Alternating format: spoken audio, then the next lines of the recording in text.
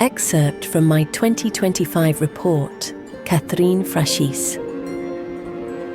The anti-vegan vegan movement. At the beginning of 2024, reading the books by Jeremy Lopez already made me feel a discomfort I couldn't precisely define. Something in the vegan movement didn't seem coherent. It wasn't very clear yet, more like a vague impression, a persistent doubt that was difficult to put into words. That feeling stayed with me for much of the year. It slowly intensified at the beginning of 2025, until the moment when reality struck me. I already knew the vegan movement was dominated by a few large organizations that in fact weren't promoting veganism. I hadn't yet realized how serious it was. After visiting the websites of PETA and L214 and watching conferences and interviews of their founders, I truly grasped the scale of it. I was shocked.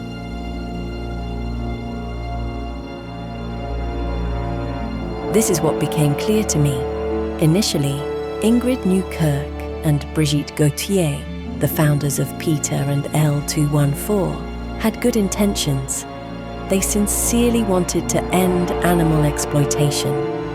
But in practice, their intention was contradicted by the actions they proposed and by their messaging.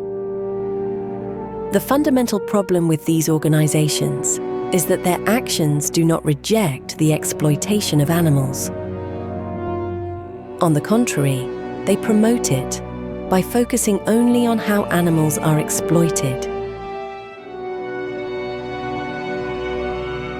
These organizations follow a strategy that can be summarized like this. First, the public is made aware of animal suffering through communication campaigns. Once moved by the animal cause, people are encouraged to act, support the organization financially, sign petitions. The goal is always the same: to demand reforms and laws to improve animal welfare, or to abolish a certain type of exploitation, such as bullfighting or fur, which people already mostly reject and which don't relate to their everyday life. Helping with a few clicks is within reach and gives them peace of mind about their relationship with animals. That is the heart of the problem.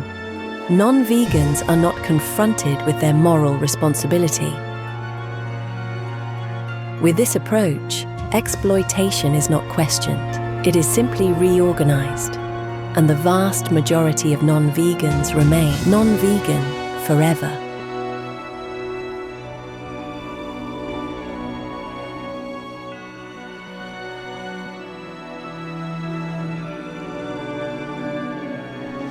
It became obvious to me. This numbing effect was devastating. Everyone could continue consuming animals, since they were being exploited in a better way. And the worst part was that their defenders themselves said so.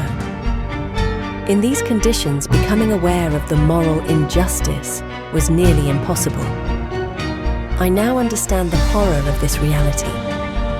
We perpetuate the idea that we can sacrifice innocence so that one day hell might end.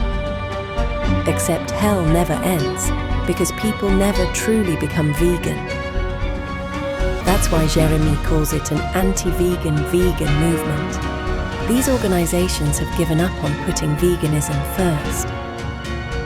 They don't free animals, they condemn them. The vegan world, like a mirage, shimmers in the distance and slips away from us forever.